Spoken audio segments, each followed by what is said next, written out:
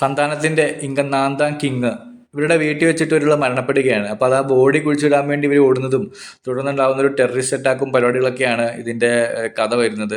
Cinema എങ്ങനെയാണെന്ന് ചോദിച്ചു കഴിഞ്ഞാൽ ഞാനിപ്പോൾ എന്താ പറയുക, പ്രത്യേകിച്ചൊന്നും പറയേണ്ട ആവശ്യമില്ല. കാരണം സ്ഥിരമായിട്ട് സന്താനത്തിന്റെ സിനിമകൾ കാണുന്നവർക്ക് അറിയാം എന്തായിരിക്കും അവസ്ഥ എന്ന് തന്നെ. അത് തന്നെയാണ് ഇതിന്റെ അവസ്ഥ. കുറെ ഉരുളക്കുപ്പേരി പോലെ കുറെ ജോക്കുകൾ എന്ന് പറയാൻ പറ്റില്ല, ഉരുളക്കുപ്പേരി പോലെ ഡയലോഗ്സ് അത്രേ ഉള്ളൂ. കുറെ വൾഗറായിട്ടുള്ള കുറെ ജോക്സും കാര്യങ്ങളും അതൊക്കെ തന്നെയുള്ളൂ ഈ സിനിമയ്ക്കകത്ത്. പ്രത്യേകിച്ച് ഒന്നും പറയാനില്ല എനിക്ക്.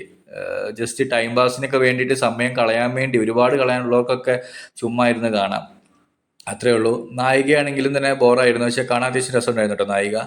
ബാക്കി നോക്കുവാണെങ്കിൽ സിനിമയിൽ സന്താനം തന്നെ പറയുന്നുണ്ട് ക്രിഞ്ച് പോയിട്ടിരിക്കുന്നു ഇടയ്ക്കിടയ്ക്ക് ഡയലോഗിലെ. അപ്പം അത് തന്നെയാണ് അവസ്ഥ. പുള്ളിയുടെ സിനിമകൾ എല്ലാം തന്നെ അതേ അവസ്ഥ തന്നെ, ക്രിഞ്ച് അവസ്ഥയാണ്. എനിക്കൊന്ന് ലാസ്റ്റ് ഇറങ്ങിയ വടക്കപ്പെട്ട് രാമസ്വാമി പിന്നെ ഒരു മെച്ചം ഉണ്ടായിരുന്നു കേട്ടോ. ഈ സിനിമയെന്ന് പറഞ്ഞു കഴിഞ്ഞാൽ പഴയ സിനിമകൾ വെച്ച് നോക്കുമ്പോഴത്തേക്കും വളിപ്പൊക്കെ ഭയങ്കര കുറവായിരുന്നു. ചിരിക്കാനൊന്നുണ്ടായിരുന്നില്ല, ചുമ്മാ ഒരു കണ്ടിരിക്കാവുന്നേ ഉള്ളൂ. മീൻസ് വെറുതെ വളിപ്പ് കാര്യങ്ങളൊക്കെ അടിച്ച് ചുമ്മാ ഇട്ട് വെറുപ്പിക്കുന്ന പരിപാടികളൊന്നും ഇല്ലായിരുന്നു. ജസ്റ്റ് ഒരു ടൈം പാസിന് വേണ്ടി ആ ബോഡി കുഴിച്ചിടാൻ വേണ്ടി അങ്ങോട്ടും ഓട്ടവും പരിപാടികളും അതൊക്കെ തന്നെയാണ്. അപ്പം ടൈം പാസ് ഉള്ളവർക്ക് വേണ്ടി കാണാം, അത്രേ ഉള്ളൂ. Thank you.